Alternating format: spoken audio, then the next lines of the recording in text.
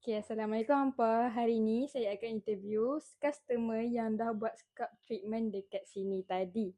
Okay, Assalamualaikum Puan. Salam. Okay, boleh tak Puan perkenalkan diri and berapa kali Puan pernah datang kat salon ni? Okay, hai, saya Izzati. Ni merupakan mungkin kali ketiga.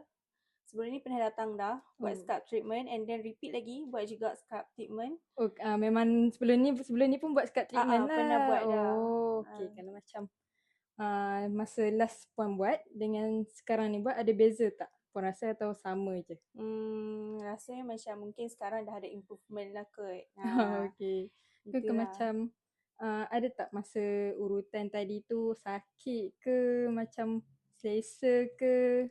Urutan tak sakit. Best. Best memang best lah. Puas, macam lega lah. Lega lah. Masa buat scalp treatment tu ada tak rasa macam berangin ke sejuk ke? Yes. Memang berangin lah dia punya scalp treatment tu kan. Rasa segar lah. Rasa macam kulit kepala pun macam tak gatal dah. Rasa okey lah. Okey dah lah. Okey. Macam tadi buat ada buat gunting juga kan? Ada. Okey tak guntingan tadi tu? Sesuai tak dengan apa yang Puan nak? Okay. Gunting okay. Trim pun okay. Cantik. Kira macam stylist bagi tak lah style mana yang sesuai dengan kita. Dia ada cakap dekat kita treatment mana okay. Nak pakai apa. So okay lah. So far okay. Dari segi layanan hairstylist pun okey lah. Okay.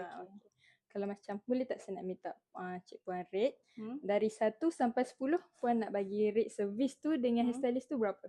Saya bagi 10/10. 10/10. Ya. Alhamdulillah. Okey, itu saja. Terima kasih Cik Okay, Puan sebab sama. sudi interview dengan kami. Okay. Okey, terima kasih.